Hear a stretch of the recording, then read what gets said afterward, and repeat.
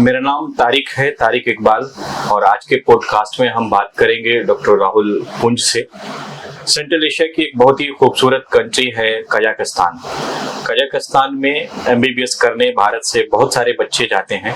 वहाँ की एम्बेसी ने, इंडिया की एम्बेसी जो कजाकिस्तान में है, उसकी वेबसाइट के मुताबिक अब तक करीब 10,000 बच्चे वहाँ भारत के एमबीबीएस कर रहे हैं। तो अब हम डॉक्टर राहुल शाह से पूछेंगे, डॉक्टर राहुल पुंज से जानना चाहेंगे कि कजाकिस्तान में बच्चे कैसे जाते हैं, किस तरह जाते हैं, क्या करते हैं। असल में डॉक्टर साहब, हम जानना ये चाह रहे हैं कि भारत में लगभग 23 से 24 लाख बच्चे नीट में अपीयर होते हैं, और सीट भारत में प्राइवेट मेडिकल कॉलेज और गवर्नमेंट मेडिकल सीट्स उतनी ज्यादा तो है नहीं।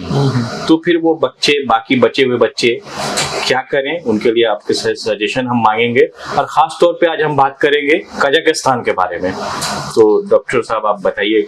जी बिल्कुल।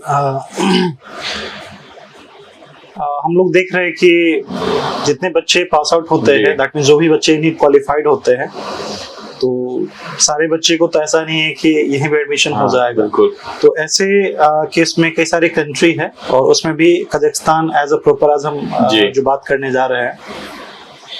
कजाकिस्तान जो है एक वर्ल्ड के लार्जेस्ट लैंडलॉक्ड कंट्री है, बहुत खूबसूरत कंट्री है, और इससे सोवियत से टूटा हुआ कंट्री, और 9th लार्जेस्ट कंट्री भी मान सकते हैं इसको।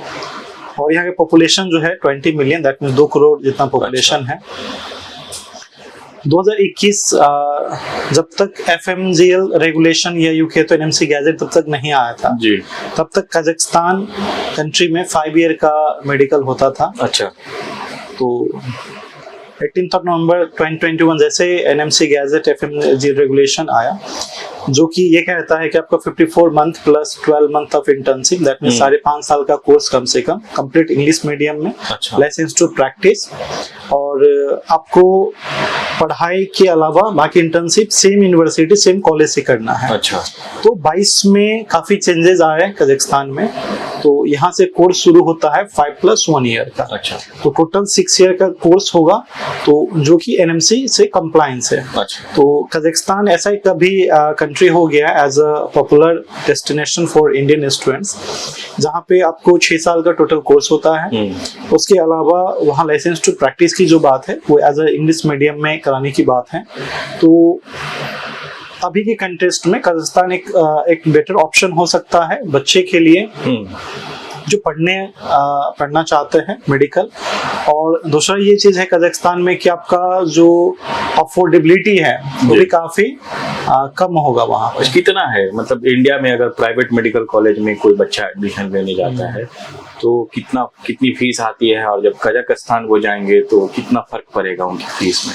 देखिए, नॉर्मली स्टेट टू स्टेट और कॉलेज टू कॉलेज इंडिया में फी रहता है, बट एवरेज में अगर हम माने सारा चीज लगा के, क्योंकि सिर्फ हमें ट्यूशन फी ही कवर नहीं करना होता है, उसके अलावा हॉस्टल्स, मिसलेनियस, अदर एक्सपेंसेस, वो सारा अगर हम इकट्ठा जोड़ के अगर चलते हैं तो नॉर्मली जो बजट है वो 90 लाख टू 1 CR तक में एवरेज में यही बजट है। अच्छा, इंडिया में? हाँ, इंडिया में। इससे प्लस होगा नीचे लगभग ना के बराबर है, चाहे जिस भी कॉलेज में आप एडमिशन कर लीजिए। तो इसी कंपेयर में अगर हम कजाकिस्तान की बात करें तो वहां पे महज आपको 20 से 21 लाख में कॉलेज का फी। अच्छा। और खाना पीना लगा के ऑलमोस्ट जो है, क्योंकि हम जब भी बच्चों को कोई इंफॉर्मेशन देते हैं तो वहां पे कोई हिडन इंफॉर्मेशन नहीं देते कि यहाँ पे जैसे लोग बोलते हैं कि रशिया हो या कजाकिस्तान हो तो आपको 20 लाख में हो जाएगा, 15 लाख में हो जाएगा। ऐसा नहीं होता है। तो ये सिर्फ ट्यूशन फी असल में। तो ट्यूशन फी पे करके ही तो आप अपना MBS कंप्लीट नहीं कर सकते हैं। इसमें आपको बहुत सारा एडिशनल, चाहे वो आपका हॉस्टल्स हो या फिर आपके खाने की बात हो या जो पर्सनल एक्सपेंसेस है, ट्रैवल्स है, तो ये सारा मिला के हम अगर देखें तो कजाकिस्तान में 5.5 साल, यूके 6 से 6 साल में ऑलमोस्ट जो आपका है 32 से 33 लाख, 25 से 33 लाख में 32 इंटायर कोर्स आपका हो सकता है। मतलब आप स्टूडेंट के लिए ये है कि 32 से 33 लाख में 32 टू 33 लाख में आप कजाकिस्तान में जाकर MBBS कर सकते हैं। और मैं ये भी बताना चाह रहा हूँ कि अगर आपके पास कोई सवाल है तो हमारे कमेंट बॉक्स में आप सवाल पूछ सकते हैं, उस पर हम अगली बार उस पर पॉडकास्ट और वीडियो भी बना लेंगे। फिर अब डॉक्टर साहब से हम बात करते हैं कि डॉक्टर साहब वो उन बच्चों को जो यहाँ पे सिर्फ नीट क्वालिफाई कर पाए हैं या जिनको ऑब्वियसली गवर्नमेंट मेडिकल कॉलेज नहीं मिला है और प्राइवेट में उतनी फीस नहीं दे पाते हैं, और कई बार यहाँ के प्राइवेट कॉलेजेस का भी कट ऑफ बहुत ऊपर जाता है, तो उसके लिए जो सजेशन आप क्या देंगे कि बच्चा कजाकिस्तान जाएगा तो कहाँ जाएगा, किस यूनिवर्सिटी या किस कॉलेज में जाएगा? देखिए, पिछले साल के ट्रेंड और इस साल का जो 2024 का जो ट्रेंड है, इस बार का जो ट्रेंड है वो काफी अलग देखने को मिला है। नीट के काउंसलिंग, चाहे वो MCC काउंसलिंग हो, स्टेट काउंसलिंग हो। हम जस्ट एग्जांपल अगर लेते हैं यूपी का, यूपी में पिछले साल तक 230-240 तक में भी आपका कॉलेज अलॉटमेंट होता था। अच्छा। ये मैं कट ऑफ की बात कर रहा हूँ। कट ऑफ मींस होता है वो मार्क जो मिनिमम होता है, और इसमें कॉलेज चाहे जो भी आपको मिले, लेकिन इतने कम में आपको पूरा यूपी के अंदर कोई ना कॉलेज आपको मिल गया था, जो पिछले ईयर की जो बात है। इस बार एवरेज में जो देखने को मिल रहा है, वो जो कट ऑफ जो मिनिमम हम बात कर रहे हैं वो लगभग 400 के आसपास में है। अच्छा। बिहार की हम बात कर रहे हैं तो ये अभी तो आज ही कल ही एक्चुअली मैंने एक न्यूज सामने देखा था कि जो फर्स्ट काउंसलिंग है बिहार का, वो रद्द हो गया है। अच्छा। वहाँ पे कुछ SC और EBC का कुछ है वहाँ पे, जो सुप्रीम कोर्ट से अभी जो आया है फाइनल डिसीजन। तो यहाँ भी जो फर्स्ट अलॉटमेंट जो हुआ है, फर्स्ट काउंसलिंग में जो अलॉटमेंट हुआ है, उसमें भी आप देखिए कि ऐसे कॉलेज जो पिछले साल तक जिनका मिनिमम कट ऑफ 162, 161, 160 तक था, उन कॉलेज का कट ऑफ लगभग 250 से ऊपर इस बार गया है। काफी बढ़ गया है। और सिर्फ बिहार और यूपी की बात नहीं है, लगभग जितने भी स्टेट्स है, चाहे कर्नाटका हो जो कि बहुत पॉपुलर है as a quality of education को लेकर, वहां पे भी इस बार जो मिनिमम जो कट ऑफ है 550 के आसपास में रहने वाला है। ऊपर से जो इस बार फी है वो भी कर्नाटका में इंक्रीज हुआ है। दैट मींस जो पिछले साल तक 10-10.5 लाख का जो फी था वो करीब 12 लाख का इस बार हो गया है। ये सिर्फ मैं फी की बता रहा हूँ। तो 70 लाख से ऊपर ही कर्नाटका का इस बार बजट है। तो मेरा कहने का मतलब है कि जैसे जैसे टाइम और जैसे जैसे कंपटीशन बढ़ रहा है, वैसे वैसे जो बच्चे का जो मेरिट ऑर्डर है वो काफी ऊपर जा रहा है। दैट मींस कि जो कट ऑफ है वो काफी हाई हो रहा है। तो ऐसे में कई सारे ऑप्शंस, कई सारे अल्टरनेटिव बच्चे को चाहिए होता है मेडिकल परस्यू करने के लिए, मेडिकल कंप्लीट करने के लिए, क्योंकि हम हर एक कैटेगरी के बच्चों के लिए ये इंफॉर्मेशन शेयर करते हैं। एक वो हो जाते हैं जिन्होंने जैसे भी करके एट एनी कॉस्ट जिनको इंडिया में एडमिशन लेना है, वो तो जैसे भी यहाँ पे ले लेते हैं। क्योंकि फिर वो एक्चुअली 2 टाइप के बच्चे यहाँ पे हो जाते हैं। एक तो वो होते हैं जिनका बहुत ही कम नीट स्कोर है और बजट ज्यादा हो कम हो, उसको उसमें कॉलेज ही नहीं मिलने वाला है। तो ऐसे बच्चे जो जस्ट क्वालिफाइड है और जिनका बहुत पैसा होने के बाद भी एडमिशन नहीं हो पाता है, तो उनके लिए अल्टरनेटिव ऑप्शन हो गया। दूसरे ऐसे बच्चे हैं जिनके पास में पैसा कम है, रैंकिंग थोड़ा ज्यादा है, फिर उनको भी कई बार सोचना पड़ता है। तो ये सारा सिनेरियो देखने के बाद में ये एक कंट्री है जो कि पढ़ाई को लेकर कजाकिस्तान, हाँ कजाकिस्तान, या फिर यहाँ ट्रैवलिंग जो है वो भी काफी चीप आपको है। जैसे अगर आप दिल्ली से अगर कोई भी कॉलेज आप जाते हैं तो अलमाटी के लिए आप फ्लाइट ले सकते हैं, अस्ताना के लिए फ्लाइट ले सकते हैं, जो कि अफोर्डेबल है। अफोर्डेबल जब आप कहते हैं तो मतलब क्या है? जैसे हम यहाँ से बेंगलोर जाते हैं, यहाँ से चेन्नई जाते हैं, तो अस्ताना तो थोड़ा सा ज्यादा होता होगा। या देखिए, अफोर्डेबिलिटी का मतलब ये है कि जैसे मान के चले अगर हम कंपेयर करें रशिया या हम कंपेयर करें चाइना, या उससे तो कम, अगर उसके हम कंपेयर में अगर जाए तो अगर फ्लाइट का टिकट मान के चले ट्रैवलिंग कॉस्ट अगर 1 वे या 2 वे का हम अगर बात करते हैं तो उसके कंपेयर में ऑलमोस्ट लाइक हाफ ही हो जाता है। अच्छा, तो जो बच्चे मतलब एक बार अगर उस कंट्री में जा रहे हैं कजाकिस्तान में, आप 2 बार तक आ जा सकते हैं। अच्छा, सर की बात से ये लगा कि जो पेरेंट्स पेरेंट्स हमारा चैनल देख रहे हैं उनके लिए एक अच्छी बात यह है कि इंडिया में आप जितने पैसे में एक बच्चे को एमबीबीएस करवाएंगे, तो सर ने जैसा बताया ना, वहाँ पे आप कम से कम 2 बच्चों को, 3 बच्चों को कई बार आप एमबीबीएस करवा सकते हैं। तो सर प्रोसेस कैसे स्टार्ट होगा? एक बच्चा है जिसने नीट क्वालिफाई किया है, अब वहाँ जाना चाहते हैं, तो उसके लिए क्या आप क्या गाइडेंस देते हैं, कैसे क्या करना चाहिए उनको? देखिए सर, असल में भी बात हम कहें तो भी सितंबर लास्ट चल रहा है और ये ऐसा टाइम है जहाँ पे लगभग लास्ट डिसीजन यू कहे बच्चे के लिए, और लास्ट टाइम कहे ये फाइनल टाइम चल रहा है एडमिशंस को लेकर।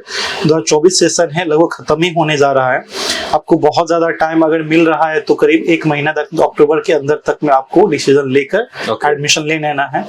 अभी कई सारे ऐसे कॉलेज है जिनमें एडमिशन का जो डेडलाइन वो खत्म हो गया है, लेकिन तभी भी चांस है कुछ कॉलेज में, जो कि बेहतर कॉलेज है, डेफिनेटली गवर्नमेंट कॉलेज ही हम बता रहे हैं।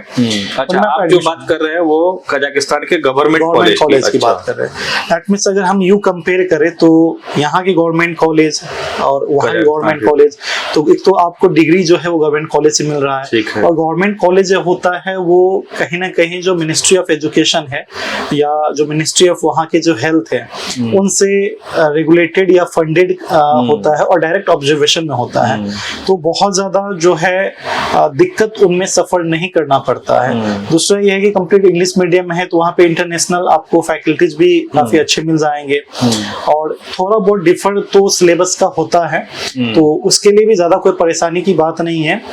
एडिशनली बच्चे पैरेलली वो प्रिपेयर करते हुए आगे जा सकते हैं।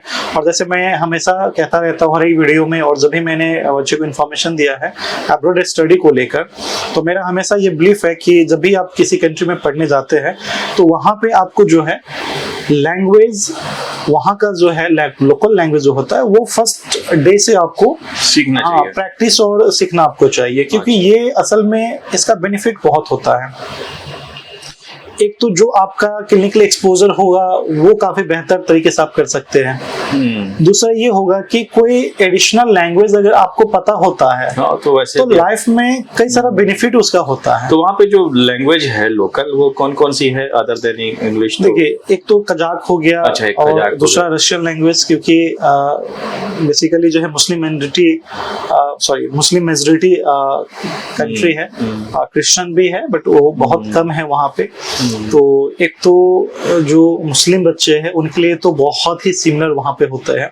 अच्छा, और काफी सेफ भी है कंट्री। हाँ, वो मैं पूछना ही चाह रहा था कि वो पेरेंट्स जो सपोज कि हम लोग अभी बिहार में बैठे हैं, बिहार से या इंडिया के किसी भी स्टेट से जो बच्चे अपने बच्चों को वहाँ भेजते हैं, खासतौर पे वो पेरेंट जो अपनी लड़कियों को भेजते हैं गर्ल्स स्टूडेंट के लिए, तो उनके लिए क्या है सेफ्टी और सिक्योरिटी का कंसर्न? देखिए, कजाकिस्तान जो कंट्री है वो काफी सेफ है इन टर्म्स ऑफ लिविंग, और जो बच्चे वहाँ पे पढ़ने जाते हैं, एक तो सबसे पहले तो जो लड़की है, मैं स्पेशली उस पे फोकस करूंगा, तो एक तो सेपरेट आपका हॉस्टल होता है। दूसरा ये है कि जो आपको वहाँ पे इंटरनेशनल डिपार्टमेंट है, उनमें जो इंटरनेशनल स्टूडेंट होते हैं उनके सेफ्टी के लिए, उनकी जो है एकेडमिक एक्सीलेंस के लिए एक बहुत बेहतर इन्वायरमेंट क्रिएट किया जाता है, बनाया हुआ रहता है।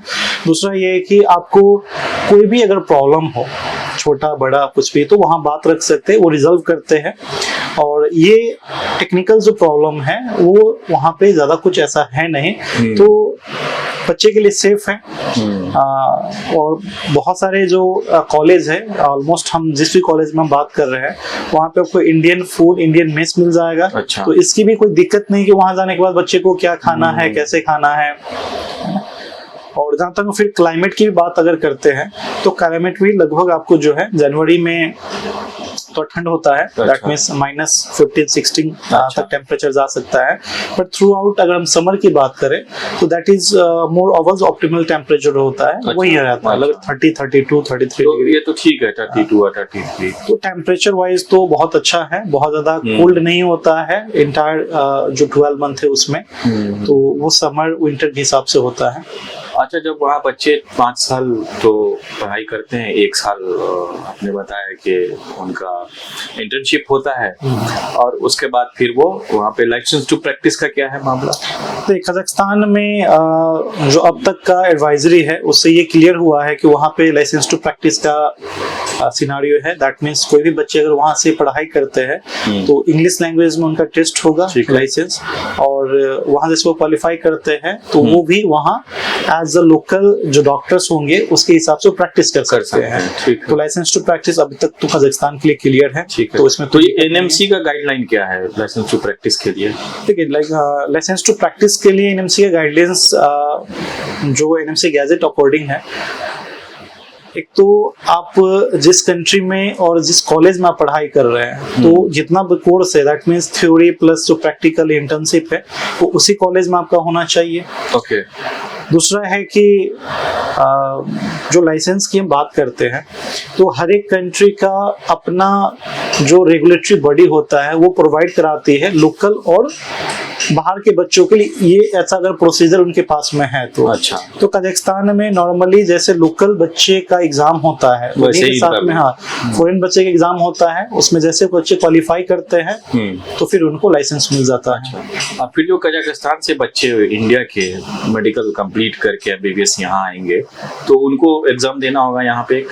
हाँ, ऑफ कोर्स। अब तो 2024 का था कि इस बार से नीट जो नेक्स्ट है ये मैंडेट हो जाएगा, बट कहीं कहीं सुनने को मिल रहा है, वैसे न्यूज़पेपर में मैंने खुद देखा था कि ये जो है 24 से ना होके 25 से हाँ लागू होने की बात हो रही है।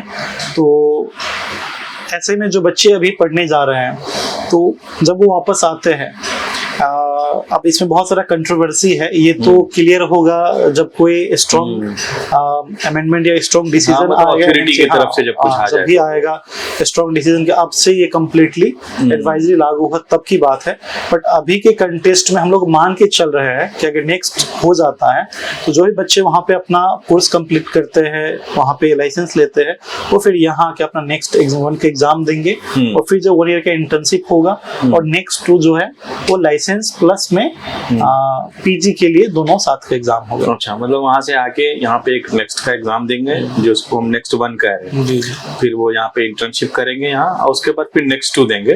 तो ये लाइसेंसिंग भी हो जाएगा और पीजी के लिए भी हो जाएगा। अच्छा सर, हमारे जो बच्चे देख रहे हैं, जो पेरेंट्स देख रहे हैं, जो कजाकिस्तान जाना चाहते हैं, तो वो जानना चाहेंगे कि कुछ नाम भी है, कौन सी यूनिवर्सिटी या कॉलेज जो इसमें कजाकिस्तान में जाना चाहिए? बिल्कुल, जो इंडियन एम्बेसी अस्ताना में है जी, उन्होंने एक एडवाइजरी निकाला था, आप जाके एम्बेसी के साइट पे देख सकते हैं जो अस्ताना कजाकिस्तान में है। उसमें ऑलमोस्ट 11-12 मेडिकल कॉलेज का नाम बकायदा उसमें दिया हुआ है, जिसमें जो अगर मैं मानता हूँ Al-Farabi Kazakh National Medical College Almaty, South Kazakhstan Medical College, West Kazakhstan Medical College, Kazakh National Medical College, ये कुछ अच्छे कॉलेज हैं जिसमें आप चाहे तो एडमिशन ले सकते हैं और जाना चाहिए। आप ये रिकमेंड कर रहे हैं? बिल्कुल। स्टूडेंट्स और जो भी पेरेंट्स इस वक्त देख रहे हैं, अगर आप ये चाहते हैं, इस साल आपने नीट दिया है या पिछले साल भी दिया होगा, और आप ये चाहते हैं कि कजाकिस्तान में एमबीबीएस किया जाए, तो ये आखिरी मौका है आपके लिए। कुछ 1-1.5 महीने बचे हैं, तो आप हमसे IMS एजुकेशन से कांटेक्ट कर सकते हैं। आपको सारी गाइडलाइन दी जाएगी, स्टेप बाय स्टेप सब पूरी मदद की जाएगी कि आप कजाकिस्तान में किसी अच्छे कॉलेज में, जो सर ने नाम बताया 4-5, वहाँ जाके मेडिकल में एडमिशन कैसे हो सकता है आपका, और वो बहुत ही स्मूथ सब कुछ आपका हो जाएगा। एप्लीकेशन जहाँ कैसे देना है और वो सारी चीज़ें यहाँ से हो जाएंगी। और दूसरी किसी कंट्री के बारे में या इससे रिलेटेड कोई भी सवाल अगर आपके पास है तो कमेंट बॉक्स में करें, हम फिर सर से दूसरी बार दूसरे दिन और किसी टॉपिक पे और किसी मुल्क के बारे में या किसी स्पेशल कोर्स के बारे में हम बातचीत करेंगे। थैंक यू फॉर वॉचिंग, और थैंक यू सर, आपने काफ़ी वक्त ये सब बताया आपने। Thank you very much.